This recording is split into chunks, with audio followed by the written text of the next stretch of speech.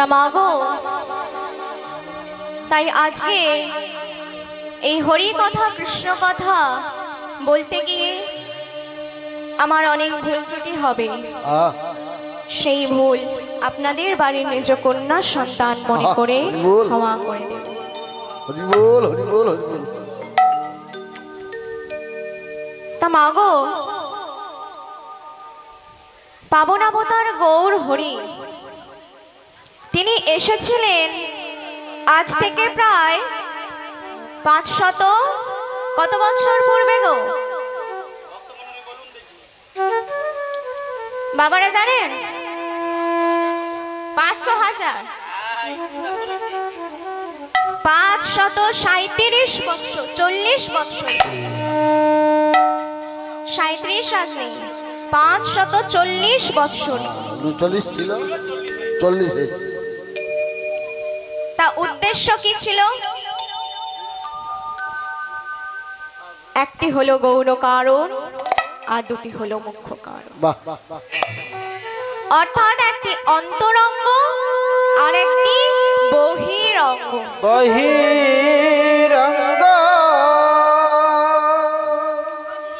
বহিরঙ্গ লইয়া করেন হরিনাম সংকীর্তন আর অন্তরঙ্গ লইয়া করেন রস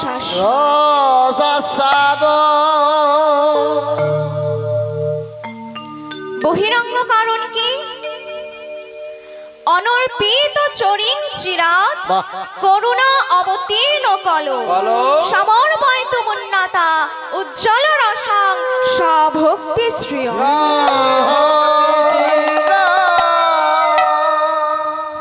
অর্থাৎ অনর্পিত মানে যেসব বস্তু কোনোদিন কাউকে দেয়া হয় বা চিরদিন চিরকাল অর্পণ করা হয়নি সেই উজ্জ্বল উন্নত মানের রসার কলিযুগে গৌর সুন্দর আমার নিতাই গৌর সমভাবে বিতরণ। এবার এলো অন্তরঙ্গ কারণ। অন্তরঙ্গ কারণ কি না? শ্রীমতী রাধারানীর যে ভালোবাসাটা দিয়েছেন মা, সেই ভালোবাসাটাই কেমন বা তার বৈচিত্র্যটাই বা রাধে রাধে। রাধা ভাব, গোপী প্রেম, আপন মাধুরী মাধুরী এই তিন মানসা পুরায়েতে নদে গৌর হরি। আজ মা ভগবান নিজেই নিজের রূপ দেখে পাগল হওয়ার উপক্রম। চৈতন্য চৈতামৃত কবিরাজ গোস্বামী কলম দিলেন কৃষ্ণ মাধুর্যের আশ্চর্য এক বল কৃষ্ণ আদি জীবগণ করই চঞ্চল। একদিন মা ভগবান কৃষ্ণচন্দ্র বৃন্দাবনের পথ ধরে যাচ্ছে। যেতে যেতে মণি খচিত দেয়ালে নিজের প্রতিবিম্বকে দেখে, নিজের প্রতিবিম্ব অর্থাৎ নিজের ছবিকে দেখে সেটিকে ধরতে যাবে বলে উদ্যত। আর পেছন থেকে বিশাখা সখী বলছে, ও প্রভু প্রভু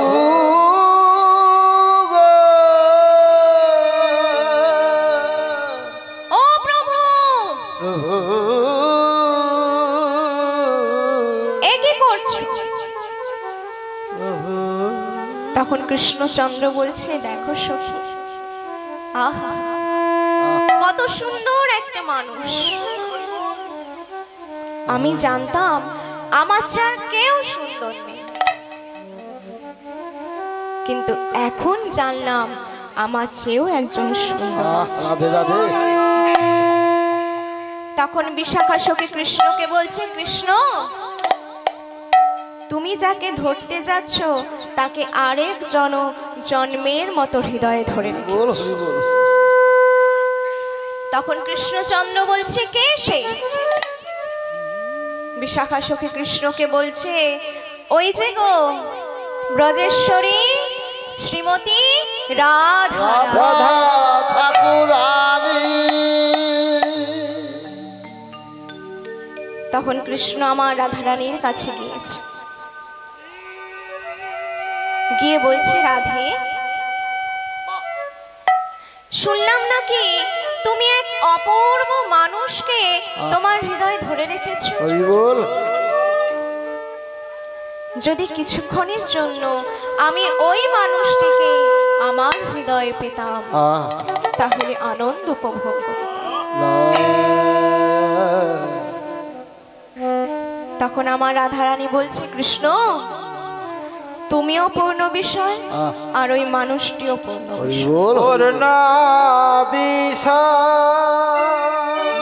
বিষয়। হয়তো বিষয়কে ধরা যায় না, তাকে পেতে হলে আশ্রয় নিতে হয়। তখন আমার কৃষ্ণচন্দ্র রাধারানীকে বলছে, ঠিক আছে রাধা, আশ্রয় যদি নিতে হয় আমি তোমার কাছেই আশ্রয় নেব। সেই দিন আমি জগতের মাঝে নিতাই গৌর হরি বল।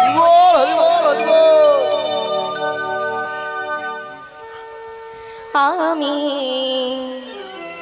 তেজি কালো বড় করিব ধারণ, তোমার অঙ্গের আমি তেজি কালো বড় করিব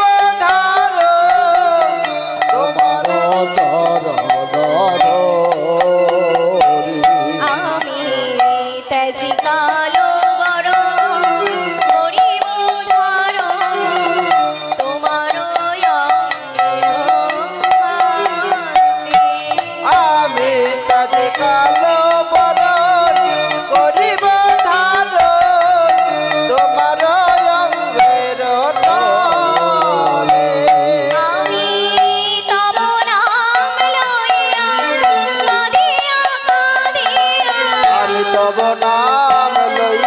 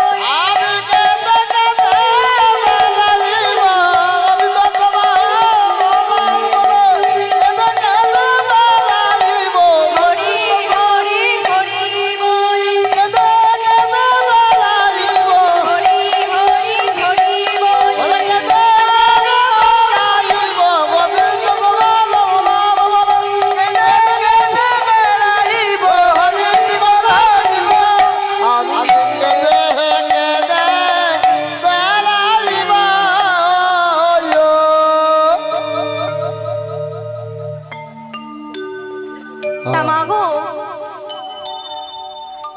আপনারা হয়তো বলবেন যে কলিযুগেই কি শুধু তাহলে নাম ছিল, অন্যান্য যুগে ছিল না? অন্যান্য যুগেও ছিল।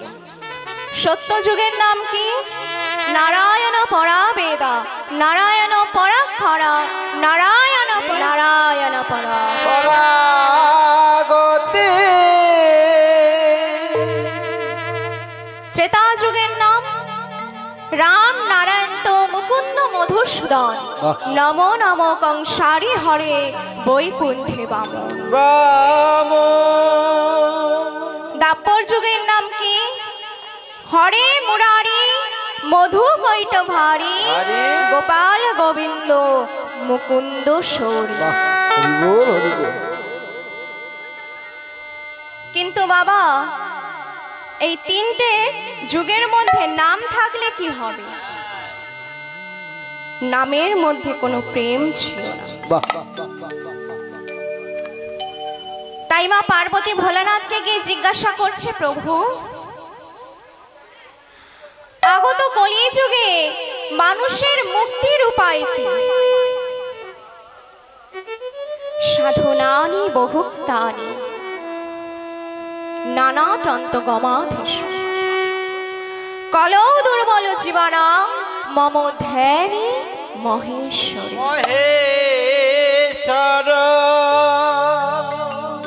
শোনো পার্বতী, সাধনতন্ত্রের মধ্যে যে সমস্ত ধর্মের উল্লেখ আছে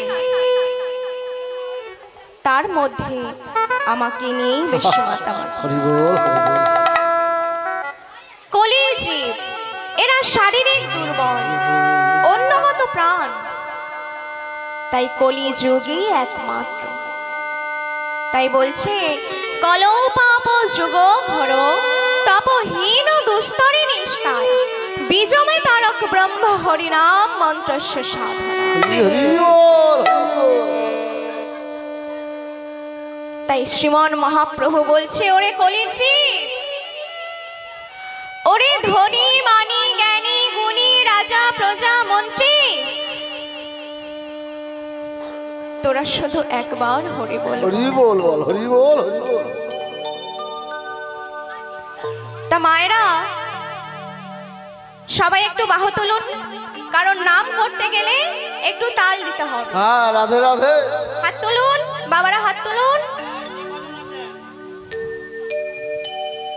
তোমরা গাও রে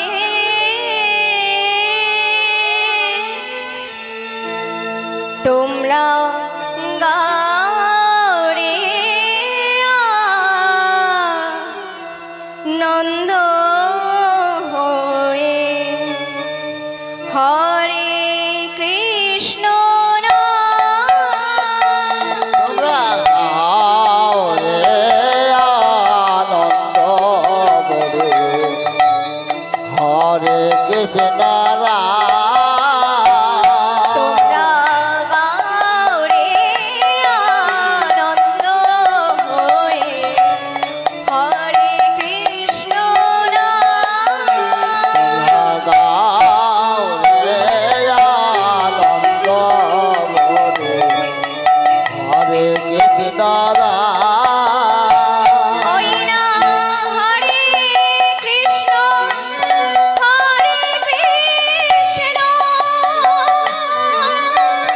জপয় বীরা।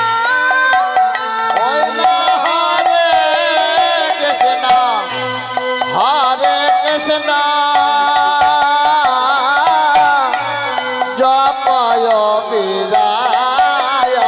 তোমরা গাও রে আনন্দ হয়ে হরে কৃষ্ণ তোমরা গাও রে আনন্দ ভরে, হরে কৃষ্ণ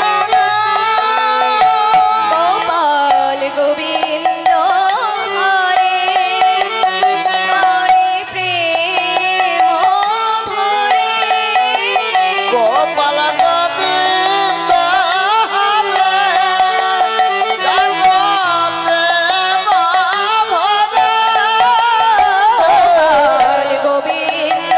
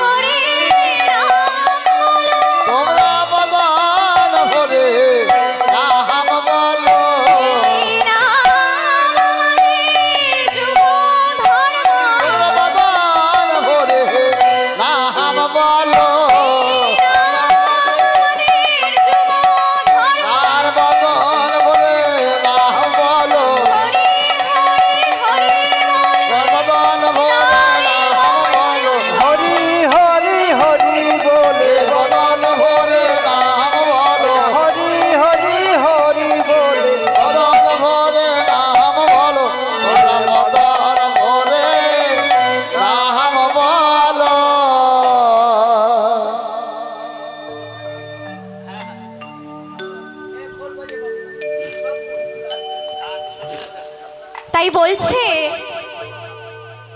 ওরে এমন মনুষ্য জনম পেয়ে কেন আমার আমার করে সংসার চক্রে ঘুরপাক খাচ্ছিস? সংসার ভূমিতে কোনো ভাগ্যে কেহ তারে, ভাগ্য কে হতারে নদীর প্রবাহ জয়ছে কাষ্ঠ লাগে তীরে। কষ্ট লাগে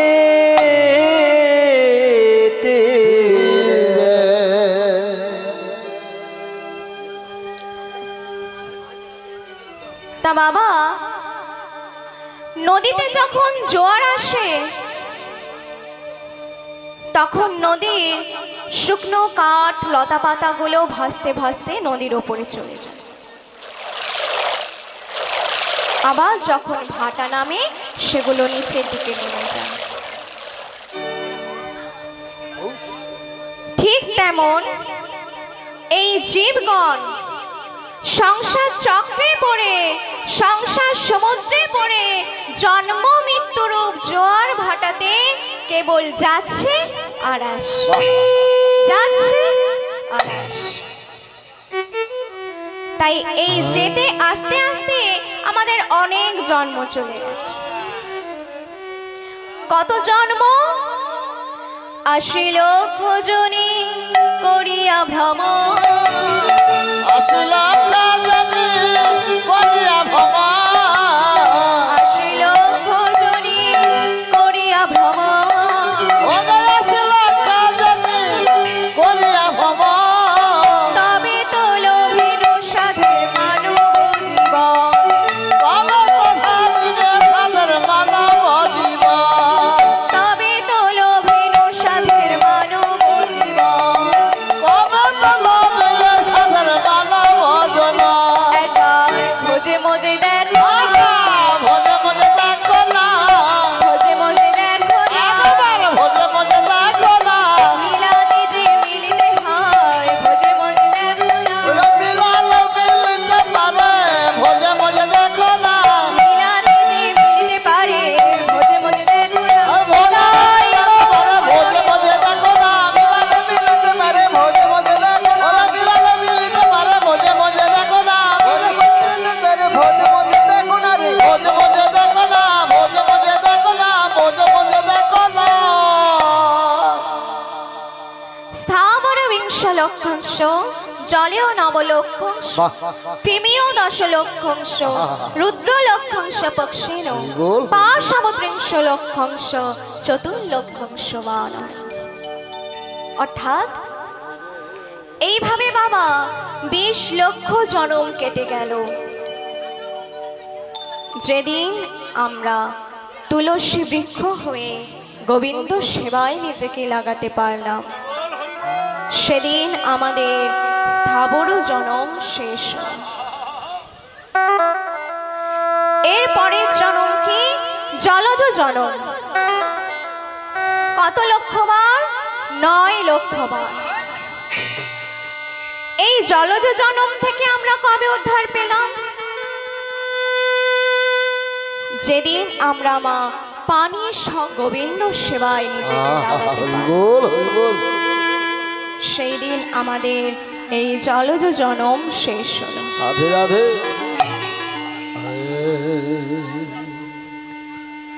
এরপরে এলো মা কৃমি জনম। কত লক্ষবার? ১০ লক্ষবার। এই কৃমি জনম থেকে আমরা কবে উদ্ধার পেলাম? যেদিন বাবা আমরা বজ্রকীট হয়ে গণ্ডকী পর্বতে স্পর্শ পেলাম, যা হতে শালগ্রাম শিলার সৃষ্টি হয়েছে, সেই দিন আমাদের কৃমি জনম শেষ হল। এরপরে এলো মা পক্ষী জনম। কত লক্ষবার? 11 লক্ষবার। এই পক্ষী জনম থেকে আমরা কবে উদ্ধার পেলাম? না, যেদিন ময়ূর হয়ে সেই ময়ূরের পালক আমার গোবিন্দের মাথায়, সেই দিন আমাদের পক্ষী জনম শেষ হলো। এখানেই শেষ নয় বাবা, এরপরে এলো পশু জনম। কত লক্ষবার গুরু কি পাহি কেবল, গুরু কি পাহি কেবল, গুরু কি পাহি কেবল, গুরু কি পাহি কেবল, গুরু কি পাহি কেবল, গুরু কি পাহি কেবল, গুরু কি পাহি কেবল, গুরু কি পাহি কেবল, গুরু কি পাহি কেবল, গুরু কি পাহি কেবল, গুরু কি পাহি কেবল, গুরু কি পাহি কেবল, গুরু কি পাহি কেবল, গুরু কি পাহি কেবল, গুরু কি পাহি কেবল, গুরু কি পাহি কেবল, রে পাহি কেবল, কি পাহি কেবল, গুরু কি পাহি কেবল, গুরু কি পাহি কেবল। তা বাবা পশু জনম কত লক্ষবার? 30 লক্ষবার।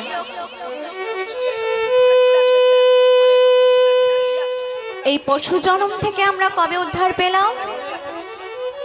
যেদিন আমরা গাভী হয়ে সেই গাভীর দুগ্ধ আমার গোবিন্দের সেবায় লাগলো,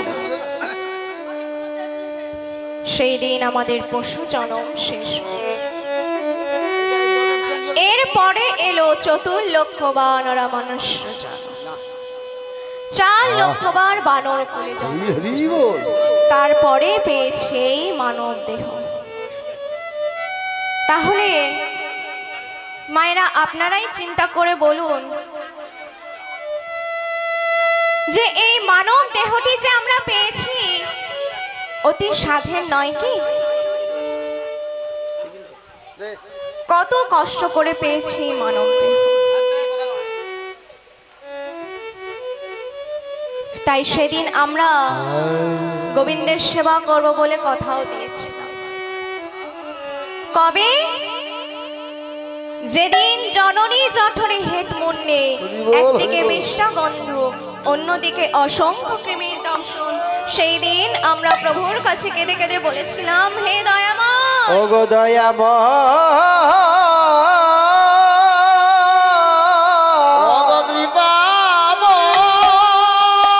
তুমি কৃপা করো করুণা করো, করুণা করো প্রভু। হে প্রভু, আমি তোমার শ্রীচরণের দাস হব, তোমার সেবা করব প্রভু। কিন্তু আজ আমরা সে কথা ভুলে গেছি।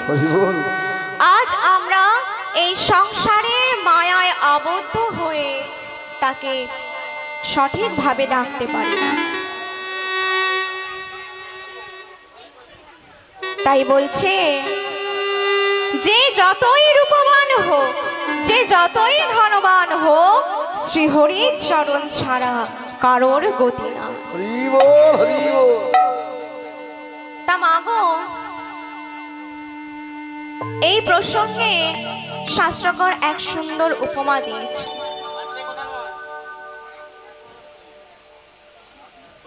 অজানা অচেনা এক গভীর অরণ্যের মধ্যে দিয়ে এক পথিক দিকভ্রান্ত হয়ে ছোটাছুটি করছে। এবার মা গভীর জঙ্গল, সেই জঙ্গলের মধ্যে রয়েছে অনেক পুরনো দিনের একটি পাতকুয়ো। পাতকুয়োটি না ব্যবহার করার ফলে গাছ গাছালিতে আকীর্ণ হয়ে বাহির থেকে দেখলে মনে হবে সেখানে গাছগাছালি ছাড়া আর কিছুই নেই। এবার সেই পথিক ছুটছে ছুটছে ছুটতে ছুটতে সেই বাঁধকুয়োর মধ্যে পড়ে গিয়েছে। পথিক বলছে বাঁচাও বাঁচাও বাঁচাও আমাকে কি কেউ নেই এখানে বাঁচানো? কিন্তু মা কে বাঁচাবে? বন্টি তো জনমানবী, কেউ নেই বাঁচানো। এমন সময় পথিক শুনতে পেল এক ভয়ঙ্কর শব্দ। নিচের দিকে তাকিয়ে দেখছে এক বিশাল অজগর সর্প। পথিক কাঁদছে আর বলছে আমাকে কি কেউ নেই এখানে বাঁচানো? এমন সময় পথিকের বদনে দুঃখটা যেন কি এসে পড়ল। রসনাতে আস্বাদন করছে মধু কোথায় ছিল? ওমা, ওই যে লতা বিতাম ধরে যে ঝুলেছিল সেই লতা বিতামে এক বিশাল মধুচক্র হয়েছে, সেখান থেকেই মধু টস টস করে পড়ছে।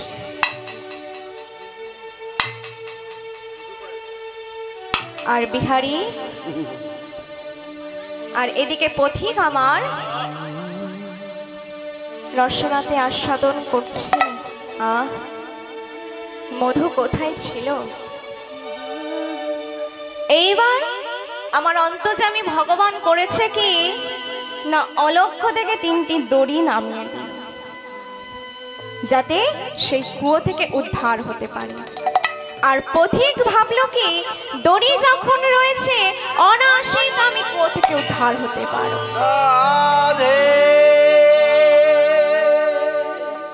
কিন্তু এমন মধু কি আর কোথাও পাবো? অতএব আগে প্রাণের স্বাদ মিটিয়ে নেই, রসনার স্বাদ মিটিয়ে নেই। ও বাবা, এখনকার দিনে ছেলেমেয়েরা বলে না এই বয়সে কি হরিনাম করব, কি গো বাবা বলে তো? এখনো অনেক সময় আছে, যেদিন এই লাঠি ধরে হাঁটতে হবে সেই দিন মনে হয়। রাধে রাধে। কিন্তু শেক্সপিয়ার কি বলছে? Life is not bed of roses. এই জীবনটা সুখসজ্জা নয়, তাই তুমি সময় থেকে ভজন করো। তুমি ভাবছো যে তুমি এখন করবে না পরে করবে, কিন্তু তুমি আজ আছো কাল তো নাও থাকতে পারো। তাই সময় থেকে আমাদের ভজন সাধন করতে হবে। এবার হয়েছে কি, পথিক ভাবলো দড়ি যখন রয়েছে অনায়াসেই আমি কুয়ো থেকে উদ্ধার হতে পারব, কিন্তু এমন মধু কি আর কোথাও পাবো? অতএব আগে প্রাণের স্বাদ মিটিয়ে, রসনার স্বাদ মিটিয়ে। ওমা, এই পথিকের ঘটনাটি বলার একটাই উদ্দেশ্য, পথিক যেমন ওই কুয়োর মধ্যে পড়ে গিয়েছে, আমরাও কিন্তু সংসার কূপের মধ্যে।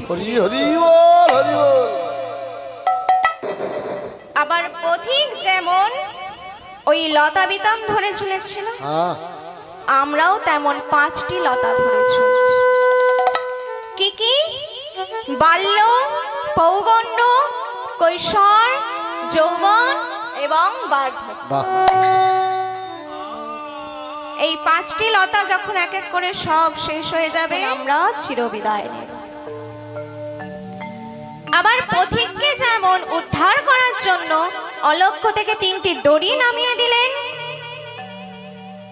ঠিক তেমন আমাদেরও তিনি দড়ি নামিয়ে দিলেন। কি কি? সাধু শাস্ত্র গুরু বাক্য হৃদয়ে করিয়া ঐক্য, বন্দে মুয়ে হয়ে সাবধান। আবার পথিক যেমন ওই কুয়োর মধ্যে অজগর সর্প দেখেছিল, আমাদেরও বাবা একটি সর্প। রাধে রাধে। সেই সর্পের নাম কি গো বাবারা, জানেন কেউ? সেই সর্পটি হলো নরক। আবার পথিকের যেমন ওই লতা বিতাম গুলো দুটো ইঁদুর মিলে কাটছে, কাটতে কাটতে যখন সব লতা বেতাম গুলো কেটে দিল, তখন কি ধরি বলতে বলতে একেবারে সর্পের সামনে উপস্থিত হলো।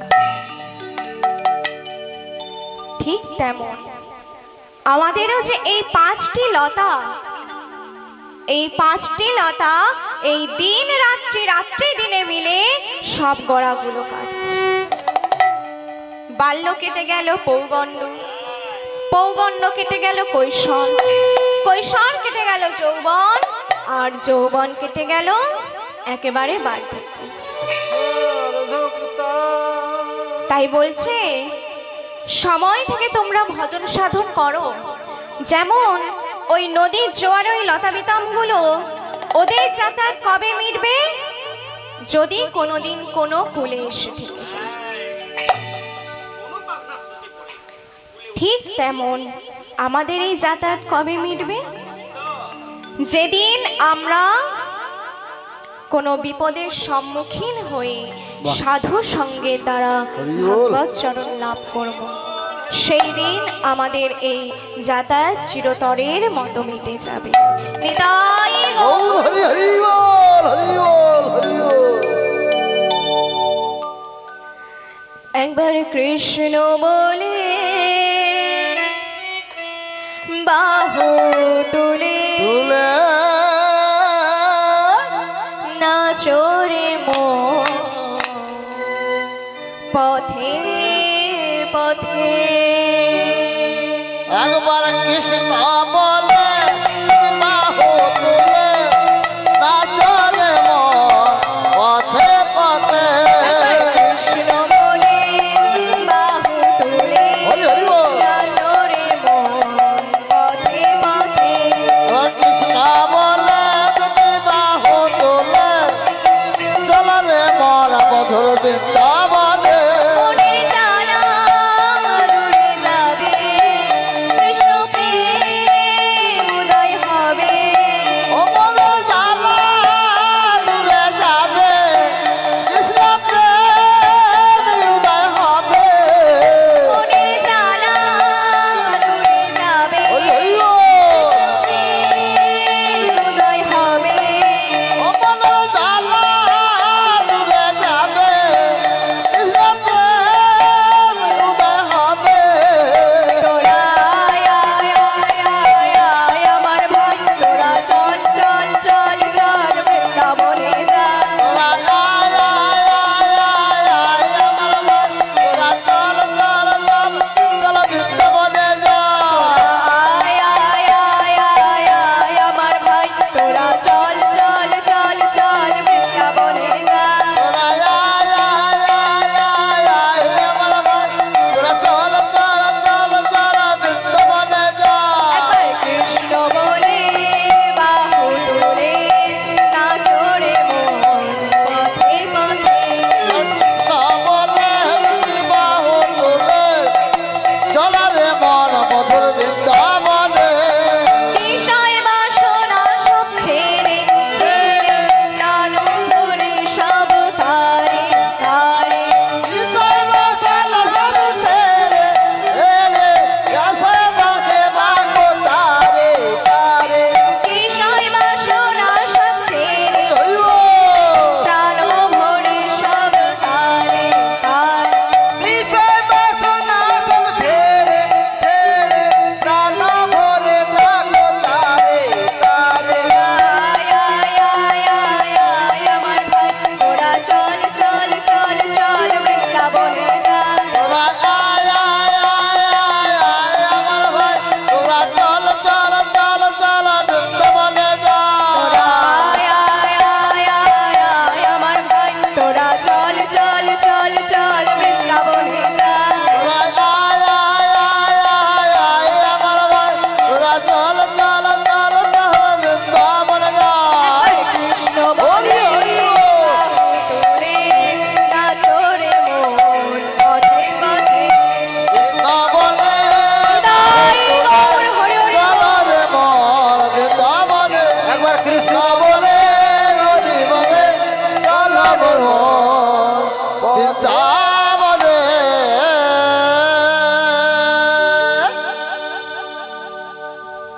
তা মাগো,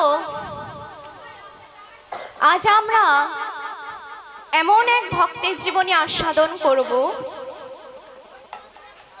যে কিভাবে বিপদের সম্মুখীন হয়ে সাধুর সঙ্গে তারা ভাগবত চরণ লাভ করে। তাই আজকের বিষয়বস্তু ভক্ত বিহারী লালের বৃন্দাবন যাত্রা। তা মাগো, লীলা শুরু হওয়ার আগে কিছু কথা বলি। অনেকে মনে করে যে এখন হরিনাম করে আমরা কি করব, এখনো অনেক সময় আছে। কিন্তু শিশু বয়সেও ভগবানকে পাওয়া যায়। ভজন সাধন করতে হলে সকাল সকাল বেরোতে হবে। রাধে রাধে। পরে আপনি নাও যেতে পারেন। আজ করব কাল করব করে হয়তো আপনার পরে আর করাই হবে না। তাই বর্ধমান জেলার কাটোয়া কাঞ্চননগর গ্রামে এক ভক্তিমতী নারী থাকত। নাম ছিল তার মায়াবতী এবং তার স্বামী ছিল দ্বিজ ঘোষ। বাবা, তারা দুজনেই খুব নিষ্ঠাবান ছিলেন। তারা খুব গরিব ছিল তো, তাই দ্বিজ ঘোষ গ্রামে গ্রামে ভিক্ষা করে এনে সংসার চালাত। কিন্তু মা, ওই গ্রামে ভিক্ষা করে যেটুকু পেত সেটা রন্ধন করে তার বাড়িতে ঠাকুরকে প্রসাদ দিয়ে তবে তারা সেটা গ্রহণ করে। এমন অনেকেই আছে যে ভগবানের সেবা না দেয়া পর্যন্ত তারা জল গ্রহণ করে না। এটা খুবই ভালো। তা তারা ছিল খুবই ভক্তি, তাদের খুবই ভক্তি ছিল। তা এইভাবে করতে করতে একদিন মা, প্রসাদ খাওয়া হয়ে গিয়েছে, বাড়ির উঠোনে দুজনে বসে রয়েছে। হঠাৎ মায়াবতীর স্বামীর চরণ ধরে বলছে, স্বামী, তোমায় আমি আজ একটা কথা বলবো। বলো, তোমার কি চাই মায়া? তবে তুমি চরণ ধরো না আমার। তোমার কি চাই বলো। স্বামী, কোনদিন ভেবে দেখেছো যেদিন তুমি আর আমি থাকবো না, সেদিন আমার প্রভুকে কে সেবা দেবে?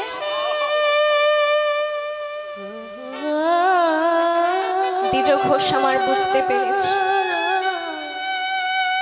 তাই বলছে, মায়া, তুমি সন্তান চাইছো তাই তো? তবে সন্তানের যে বড় জ্বালা। মায়া বলছে, ধুর, ওসব তুমি জানো না কিছু। তখন দ্বিজ ঘোষ বলছে, মায়া, তুমি আর কোনোদিন সন্তান চেও না। চাইবো না? আচ্ছা বেশ, তুমি যখন চাইতে না বলছো আর চাইবো না, কিন্তু চেয়ে তো ফেলেছি, কিছু তো আর এখন করার নেই। তখন দ্বিজ ঘোষ বলছে, বেশ, তুমি যখন একবার চেয়ে ফেলেছো ভগবানের কাছে, সেটা তো আর তুমি কিছু করতে পারবে না। তবে হ্যাঁ, দেখুন মা, আমরা কিভাবেই বা কদিন বা তুলসী তলায় বসে বসে কেঁদেছি যে আমরা ভগবানের দর্শন পাবো। কদিন আমরা কেঁদেছি যে আমরা ভগবানের দর্শন পাবো।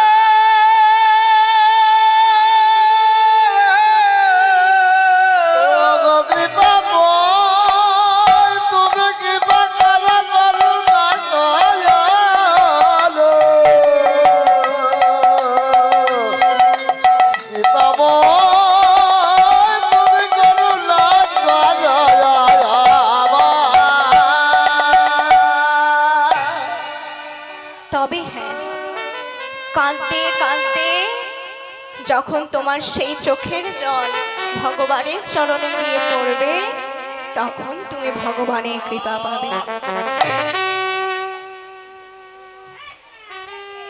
তাই মাগো, এইভাবে মায়াবতী কাঁদতে কাঁদছে। ভগবান আর সহ্য করতে পারলেন না। তাই দৈববাণী শোনা গেল, মায়াবতী, মায়াবতী, তোমার সন্তান চাই? বেশ, আমি তোমার ভক্তিতে, তোমার সেবায় সন্তুষ্ট হয়েছি। আমি তোকে আশীর্বাদ করছি, তোমার গর্ভে এক সন্তান আসবে। কিন্তু তোমাকে যে একটা পরীক্ষা দিতে হবে। পরীক্ষা? কি পরীক্ষা? শোনো মায়াবতী, যেদিন তোমার গর্ভে সন্তান আসবে, সেদিন যদি দ্বিজ ঘোষ জানতে পারে, তখনই তোমার স্বামীর দৈব বাড়িতে মৃত্যু হবে।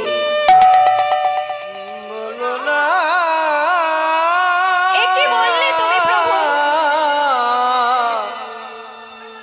অমন করে আমায় বলো না। একে বললে তুমি?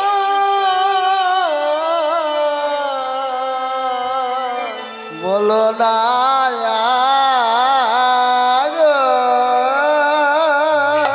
দেখুন মা, একজন নারী সে আজ কোনখানে দাঁড়িয়ে আছে।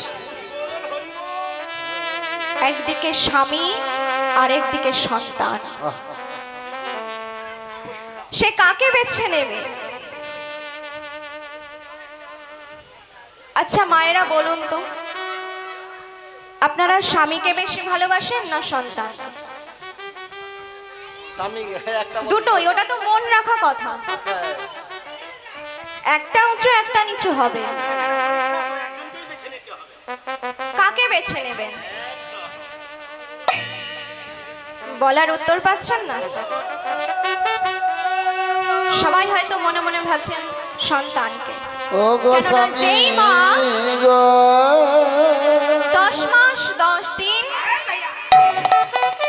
এক সন্তানকে গর্ভে ধারণ করে, সেই মাই বোঝে সন্তান হারানোর কষ্ট। এই বলে প্রভু আমার চলে গেলেন।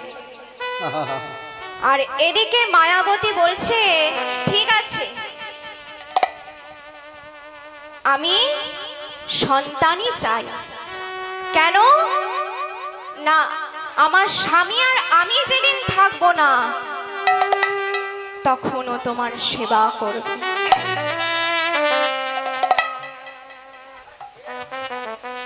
এই বলে প্রভু আমার চলে গেলেন।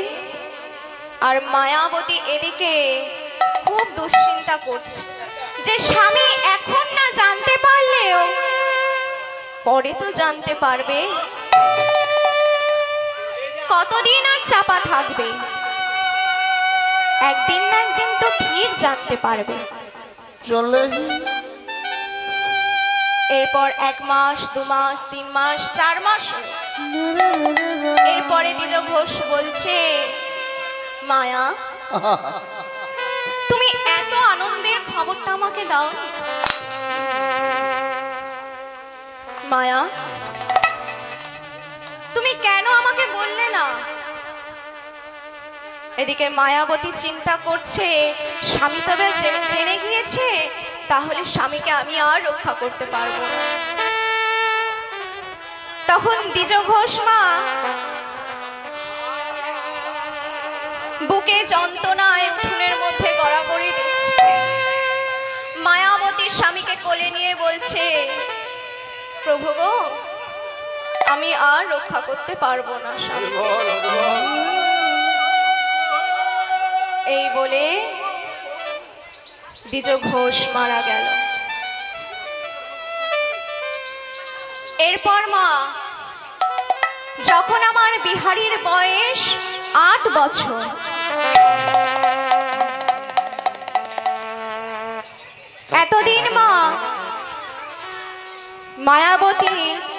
অন্যের বাড়িতে কাজ করে করে সংসার চালাতো। তাই এই অষ্টম বর্ষীয় বালক বিহারী পিতৃহারা দক্ষিণে মায়ের একমাত্র সন্তান।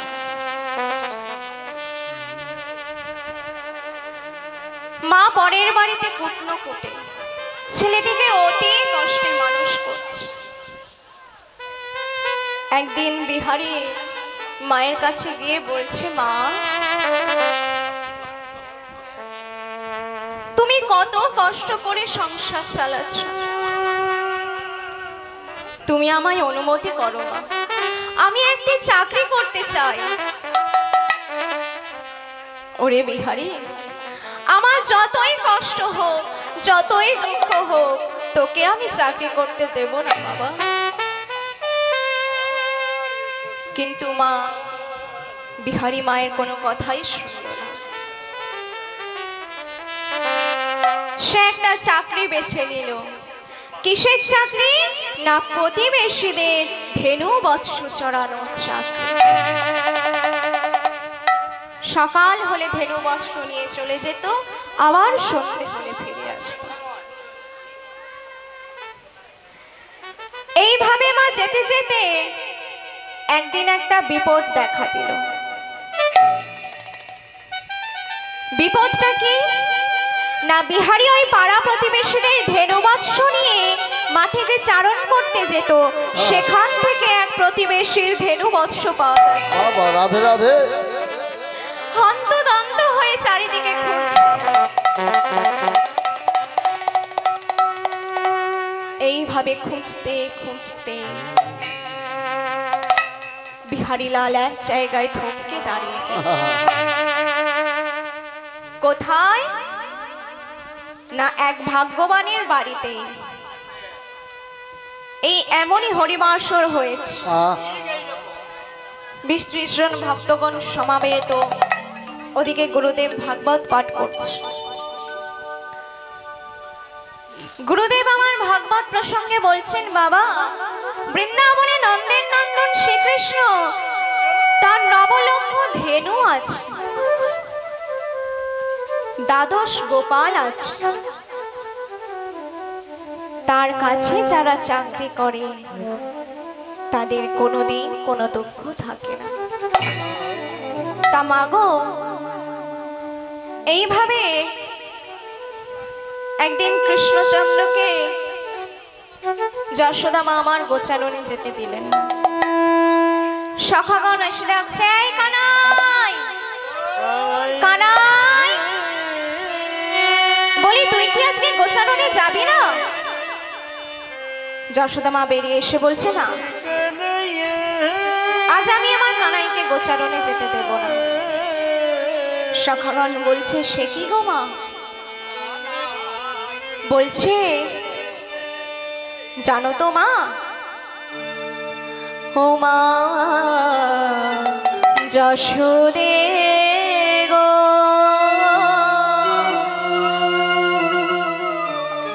সাদ করে কি তোমার গোপাল চা,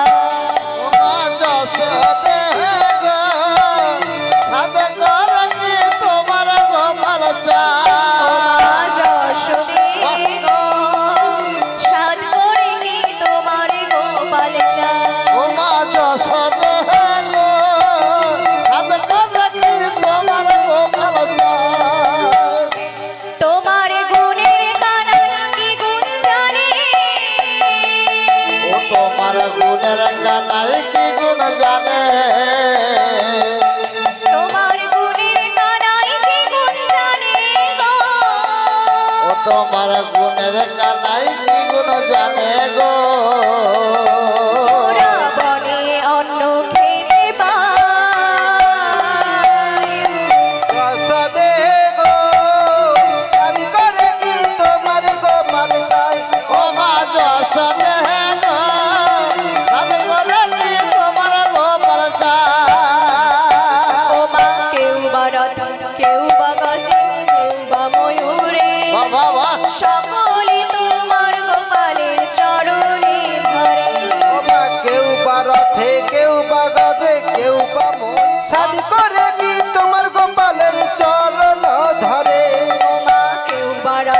কেউ বা গজে কেউ বা ময়ূরে, সকলে তোমার গোপালের চরণে ধরে। ওমা কেউ বা রথে কেউ বা গজে কেউ বা ময়ূরে, সাজ করে যে তোমার গোপালের চরণ ধরে। আবার মাথায় জটা না থাকিলে, আবার মাথায় জটা না থাকিলে, আমার মাথায় জটা না থাকিলে, আবার মাথায় জটা না থাকিলে, ঠিক যেন দাদা বলায়। ও মা যশোদে গো সাজ করে কি তোমার গোপাল চাই। ও মা যশোদে গো সাজ করে কি তোমার গোপাল চাই। ও মা সিংহ কৃষ্ণ দশভুজা শিখারমণি, দশাতে তোমার গোপালে খাওয়ায় নবনী। মা সিংহ পৃষ্ঠে দশ ভুজা যে কারে রমণী, দশ হাতে তোমার গোপালে খাওয়ায় নমনি। ও মা সিংহ কৃষ্ণ দশভুজা শিখারমণি, দশাতে তোমার গোপালে খাওয়ায় নবনী। ও মা সিংহ পৃষ্ঠে দশ ভুজা যে কার রমণী, দশ হাতে যে তোমার গোপালে খাওয়ায় নমনি। ও মা তেমন ননি তুমি দেখনি, মাগো হরি বল নাই গো।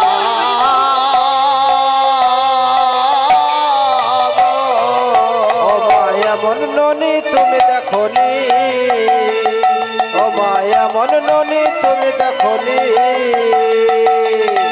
এমন ননি তুমি দেখনি, ও মায়া মন ননি তুমি দেখনি।